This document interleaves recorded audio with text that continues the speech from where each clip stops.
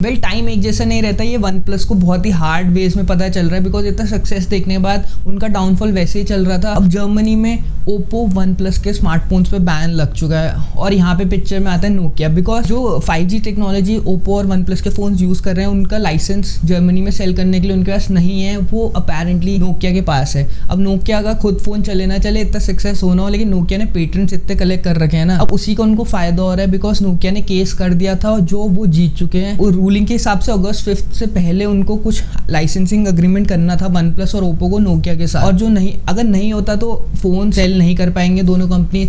और अपेरेंटली कोई licensing agreement नहीं हुआ है बिकॉज इसका एक बहुत बड़ा रीज़न है। नोकिया के साथ लाइसेंसिंग अग्रीमेंट करनी हो 5G टेक्नोलॉजी को लेके तो BBK इलेक्ट्रॉनिक्स को यहाँ पे पिक्चर में आना पड़ेगा, जो कि ओप्पो और वन प्लस की पेरेंट कंपनी है। अब BBK इलेक्ट्रॉनिक्स के और भी सब्सिडरी ब्रांड्स हैं जैसे वीवो हो गया, रियलमी हो गया और बाकी भी हैं। अब अगर लाइसेंसिंग अग्रीमेंट होता है तो वो सिर्फ जर्मनी पे नहीं रहेगा, एक वो ग्लोबल लेवल पे होगा। एंड अगर आप खुद इमेजिन करिए ग्लोबल लेवल पे BBK इलेक्ट्रॉनिक्स को अगर हर एक फ़ोन पे 2.5 यूरोस पे करने पड़ जाए नोकिया को, तो उनके लिए एक बहुत ही बड़ा फाइनेंशियल सेटबैक है। शायद जर्मनी में ओप्पो और वन प्लस के इतनी सेल्स ना हो, बट ग्लोबल लेवल पे for example a country like India, उनकी सेल्स काफ़ी अच्छी है और ऊपर से मार्जिन्स भी काफ़ी कम रखते हैं बिकॉज ऑफ कंपटीशन। कंपनीज चाहती हैं ज़्यादा से ज़्यादा मार्केट शेयर कैप्चर कर सके, मार्जिन्स को लो रखें। अब अगर इसी कम मार्जिन में इसी उनको नोकिया के साथ भी प्रॉफिट शेयर करना पड़े तो एंड रिजल्ट क्या होगा? वो लॉस नहीं लेंगे, वो प्रोडक्ट का प्राइस ही बढ़ा देंगे, जो कि एंड कंज्यूमर के लिए बहुत ही एक डिसएडवांटेज हो सकता है। एंड BBK इलेक्ट्रॉनिक्स इसीलिए